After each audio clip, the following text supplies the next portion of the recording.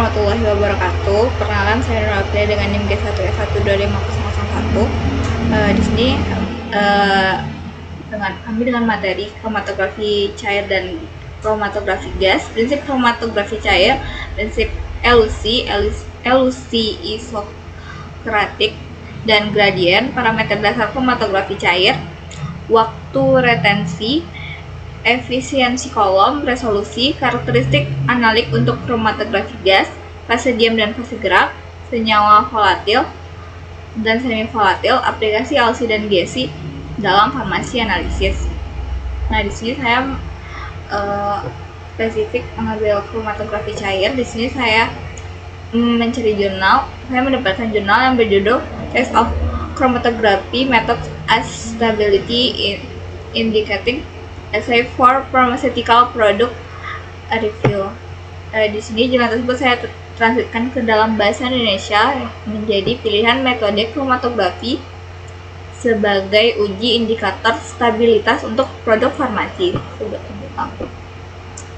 Lalu jurnal ini setelah terindeks Q1, pada jurnal ini dijelaskan bahwa tidak ada satupun uji atau parameter yang dapat memprofilkan stabilitas semua produk. Kesesuaian metode bergantung pada kimia dan sifat fisikokimia api dan bahan-bahan dalam formulasi. Sifat zat target seperti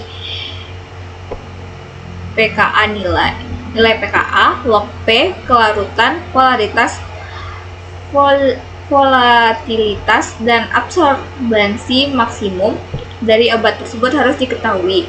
Misalnya, log P dan kelarutan api dan formulasi dipertimbangkan dalam pemilihan fase gerak dan pelarut sampel dalam HPLC, sedangkan pKa nilai-nilai tersebut dapat menentukan pH yang sesuai untuk fase gerak.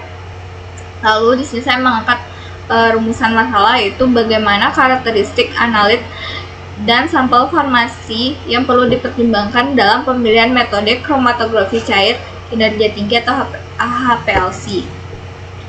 Di sini saya mencari jurnal pembanding dan mendapatkan jurnal pembanding yang berjudul Comprehensive Review of HPLC Quantification Methods for Pharmaceutical Doses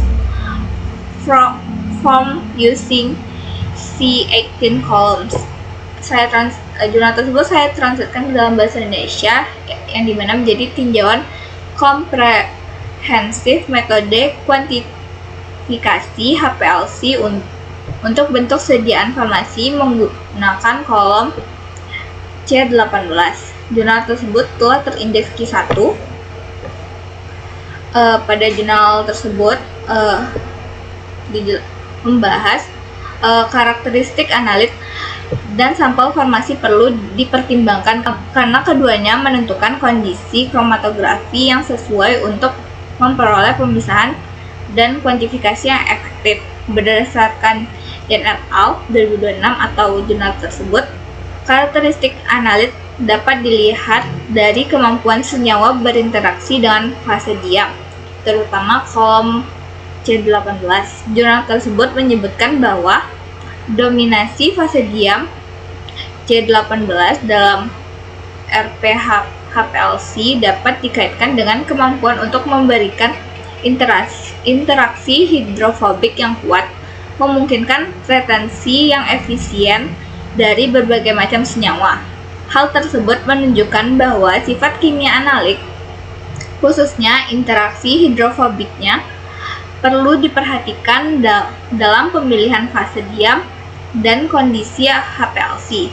Selain itu, parameter seperti kondisi fase gerak, sistem buffer, pH, laju alir, dimensi kolom, dan panjang gelombang deteksi juga perlu disesuaikan dengan karakteristik analit. Lalu, di jurnal tersebut juga disebutkan bahwa sementara itu karakteristik sampel farmasi terutama berkaitan dengan bentuk sediaan dan matriks tempat analit berada. Jurnal menyatakan bahwa sistem RPHPLC dengan kolom C18 dapat digunakan untuk pemisahan dan kuantifikasi api yang efektif. dalam bentuk sediaan farmasi, termasuk tablet, injeksi, kapsul, dan bahkan semi solid. Jurnal ini juga secara sistematis menganalisis 39 metode RPHPLC untuk 39 API berbeda dalam berbagai bentuk sediaan farmasi, sehingga menunjukkan bahwa bentuk sediaan atau matriks sampel merupakan aspek yang perlu diperhatikan dalam pemilihan kondisi metode. Sekian yang dapat saya sampaikan. Terima kasih.